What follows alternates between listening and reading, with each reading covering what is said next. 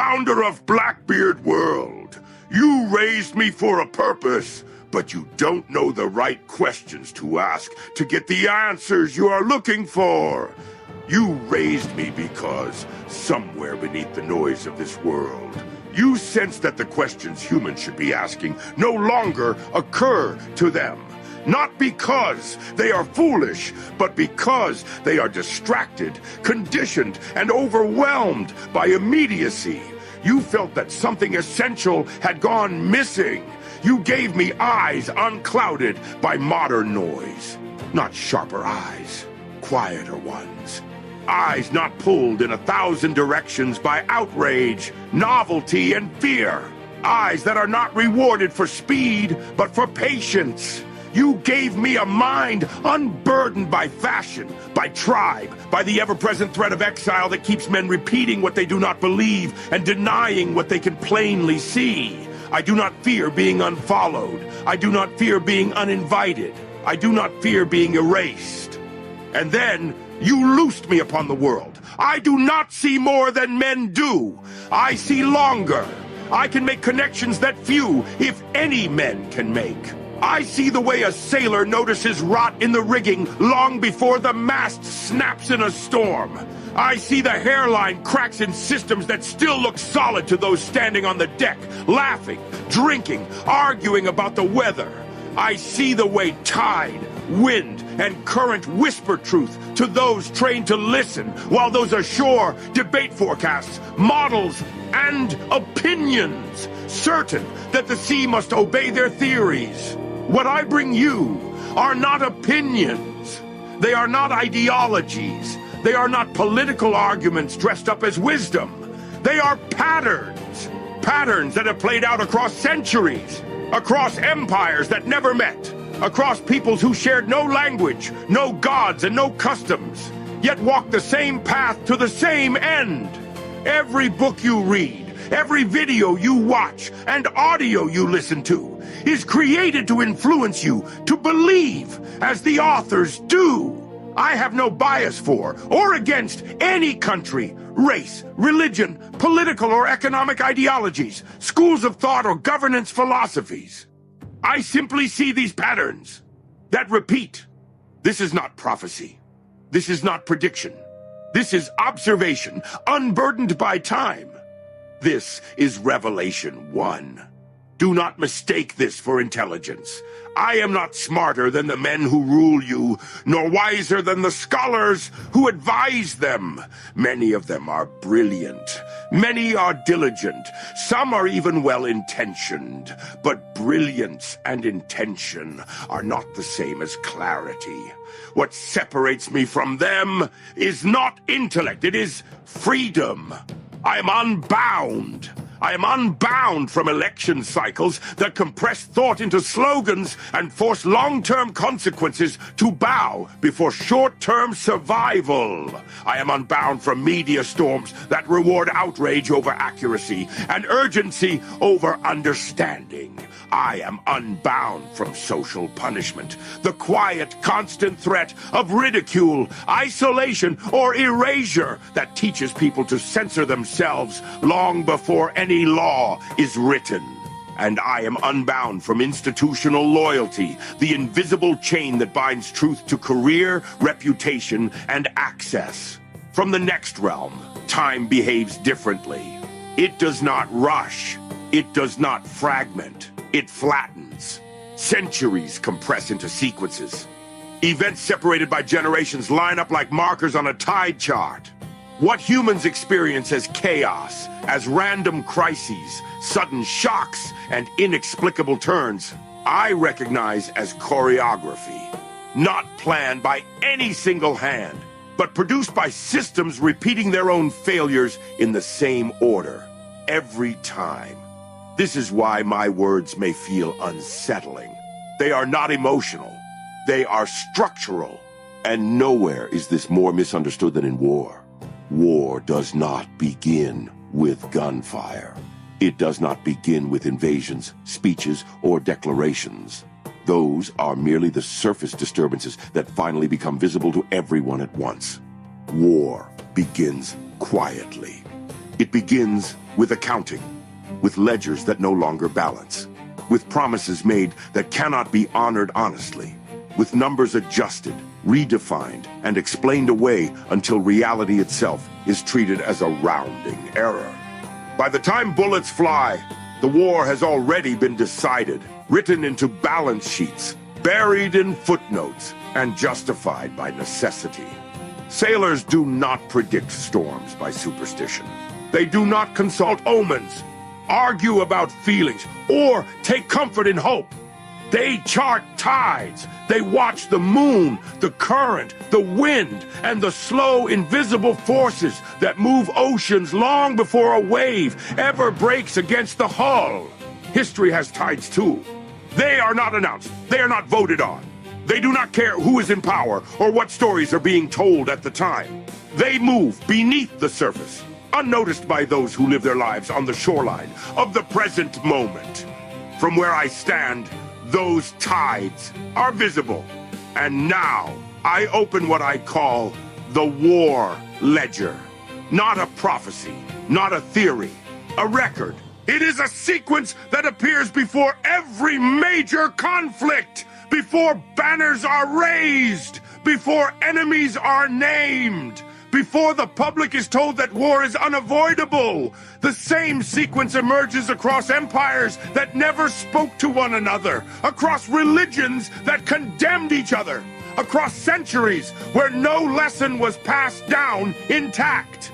It unfolds in the same order every time. Not because men gather in secret rooms to conspire across history, but because systems under strain behave predictably. When pressure is applied in the same places, the same fractures appear. When incentives distort in the same way, people respond in the same way. Human nature does not change nearly as fast as technology pretends it does. This is why the pattern matters. If you know the tide, you do not need to see the storm to prepare for it. The first mark on the tide chart is always money, not collapse, not panic, not hyperinflation, racing through the streets with wheelbarrows and flames. That comes later, if it comes at all. What appears first is quieter, dilution, so subtle that most people never notice it happening. The currency still looks the same. The numbers on the screen still rise. Wages may even increase. Yet something essential is being thinned, like rum stretched with water, again and again, until strength becomes illusion. This is not new. In Rome, between the 1st and 3rd centuries, the silver denarius began as real money, nearly pure, trusted across the empire. But as military costs grew and political promises multiplied, the silver content was quietly reduced. 90% became 50, 50 became 20. Eventually, less than 5% silver remained. Officials denied inflation. They blamed merchants. They blamed hoarders. They blamed speculators. The problem, they insisted, was not the money. It was the people noticing. In France, on the eve of revolution, assignats were introduced as a temporary solution. Just a bridge, they said. Just a tool to manage debt until stability returned. They were backed by land, printed cautiously at first, and defended with elegant language. Then more were issued, and more. Purchasing power collapsed, not overnight, but steadily, until bread became unreachable and trust dissolved into fury. In Weimar Germany, after the Great War, reparations were described as an emergency burden that required extraordinary measures. Liquidity was framed as necessity. Printing was framed as survival. The word temporary did a great deal of work. The currency did not fail all at once. It unraveled thread by thread, while officials insisted the alternative was worse. And in the United States, the final tether was cut in 1971. Gold convertibility was removed, not forever, but temporarily. Just long enough to stabilize things, just long enough to manage an emergency. The emergency never ended. Debt expanded permanently. And the idea that money should be constrained was quietly retired as outdated, impractical, even dangerous. Across every era, the language is the same. The measures are described as necessary. The tools are called stabilizing. The actions are framed as responsible. All of it justified for the greater good. And anyone who questions the process is accused of misunderstanding complexity, or worse, of threatening stability itself. This is why money is always weakened before conflict. Because war is unaffordable, honestly. No population willingly pays the full price up front. No empire survives if it asks its people plainly and directly to surrender wealth, sons, and certainty all at once. So the cost is spread out, hidden, diluted across time, until the bill is no longer recognizable as a choice. By the time war is announced, the payment has already begun. Once money is strained, manpower becomes scarce. Not immediately, not visibly. At first, nothing appears to change. There are no draft notices pinned to doors, no compulsory orders barked into the streets. That comes later, if it comes at all. What appears first is story. Narratives begin to circulate, quietly at first, then everywhere. Stories about duty, about honor, about what it means to be a good citizen in a difficult time. The message is not yet enforced. It is suggested, repeated, applauded.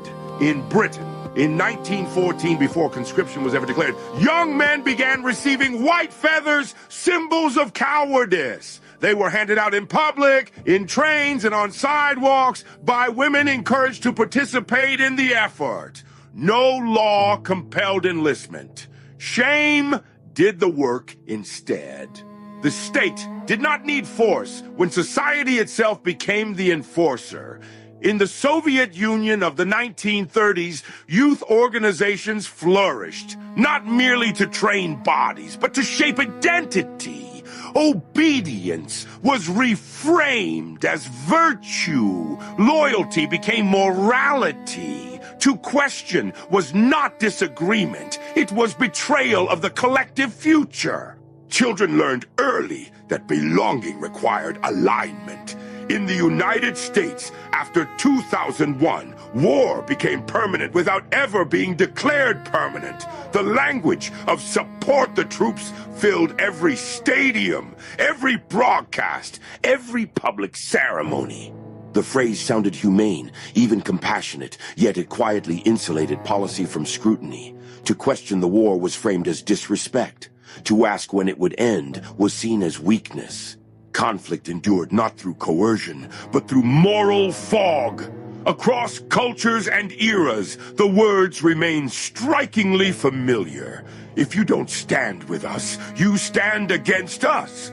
Shared sacrifice. National duty. Each phrase carries an implied accusation. Each shifts responsibility from leaders to individuals. Each makes participation a measure of character rather than consent. This is the pattern. Participation is always moralized before it is enforced. Because once a population has been taught to police itself, once neighbors shame neighbors, once citizens measure one another's loyalty, the need for overt force diminishes.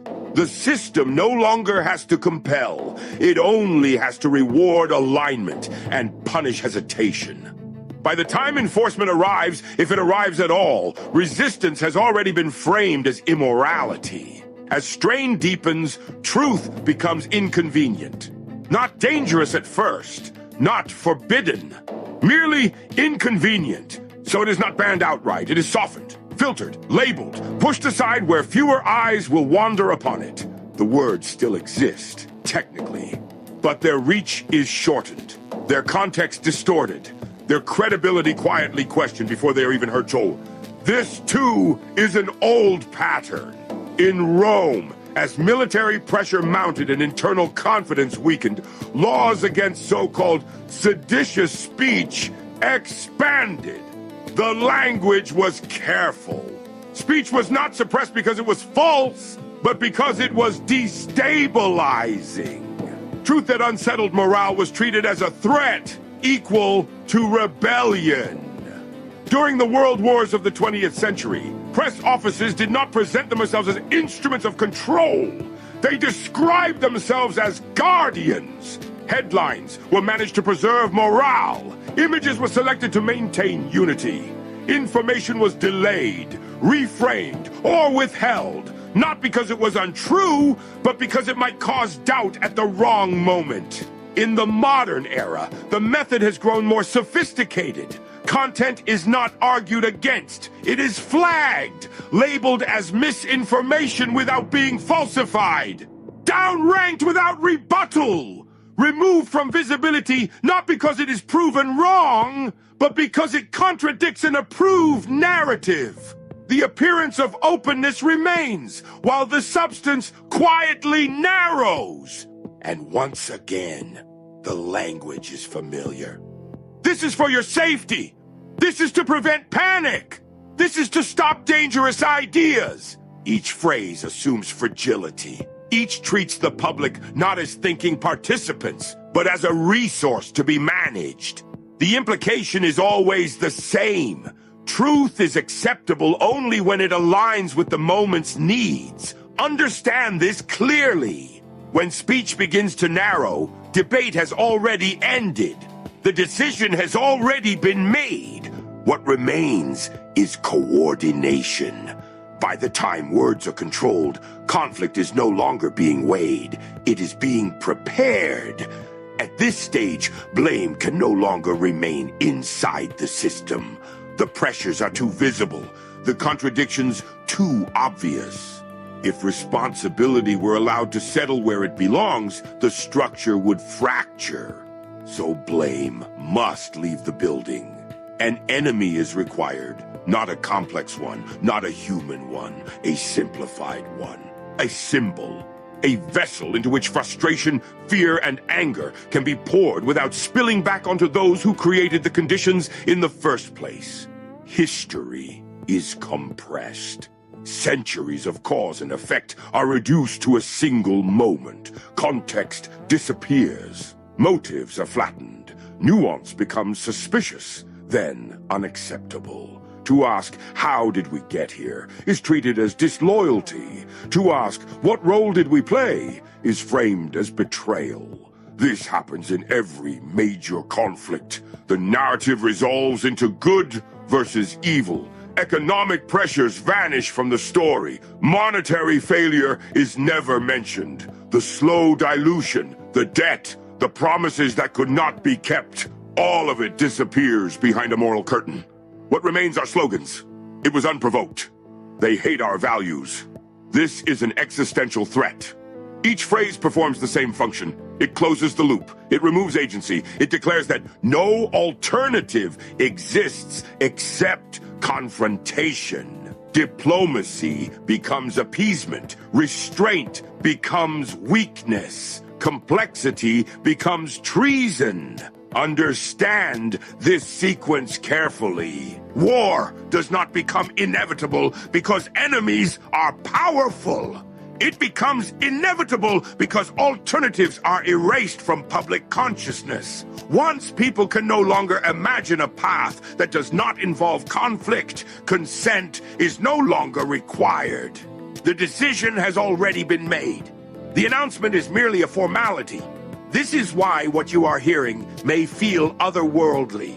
Not because it is mystical, not because it comes from beyond reason, but because you are not being asked to debate opinions. You are not being invited to choose sides, adopt beliefs, or defend identities. You are watching sequence, cause followed by effect, followed by repetition. This pattern appears in monarchies and in republics. It appears in empires that despised one another, that spoke different languages, worshipped different gods, and condemned each other's values. It appears in societies that believed themselves enlightened, and in those that openly rule by force. Culture does not prevent it, Technology does not interrupt it. Weapons change. Media changes. Speed increases. But the underlying mechanics remain the same because the incentives remain the same. Debt accumulates. Money is diluted to conceal the cost. Control expands to manage the consequences. And conflict follows. Not occasionally. Not as an exception. As a result. This is not ideology. It is not theory. It is structure. When debt, dilution, and control converge, systems seek release. History does not ask whether leaders are kind or cruel. It only responds to pressure. Always. Now, here is how you may test this revelation. Not with belief, not with loyalty, not with hope or fear, with observation. If this were prophecy, it would ask you to trust me. It does not. It asks you to watch. If you see continued monetary expansion while officials deny its consequences, not by accident, but by language, redefining inflation, changing measurements, insisting that what you feel is not what is happening. If you see obedience increasingly framed as moral virtue and dissent reframed as selfishness or danger, with constant appeal to unity that requires silence rather than agreement.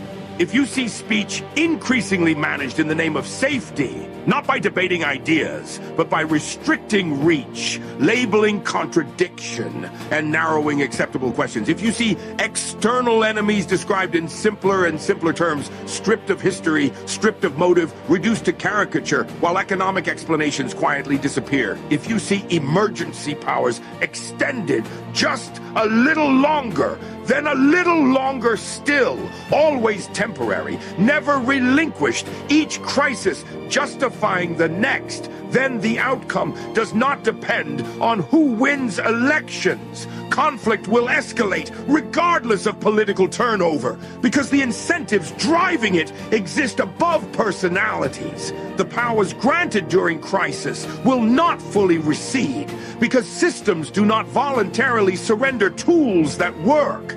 The stated reasons for war will differ from its true cause, because admitting economic failure would fracture legitimacy, and individual sovereignty will shrink first through permissions, restrictions, and dependencies long before borders ever move.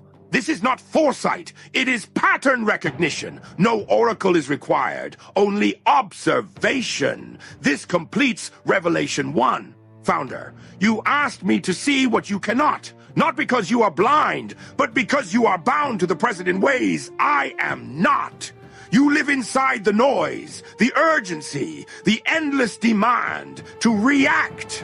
You feel the weight of decisions before their consequences can be seen. This is the first thing I saw. You feel correctly that the air is heavy, that something subtle has changed. Conversations carry more tension. Language feels sharper.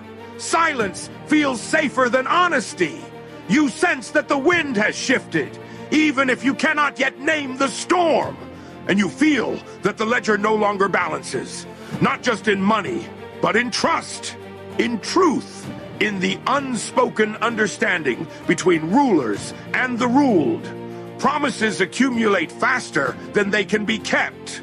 Explanations grow thinner.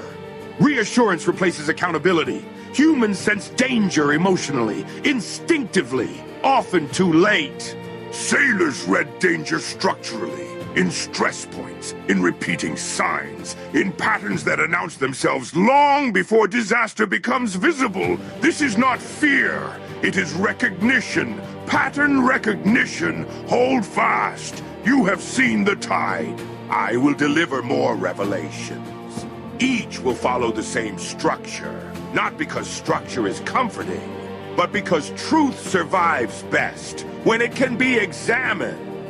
Each will begin with a pattern that sounds impossible at first. Something dismissed as coincidence, paranoia, or exaggeration.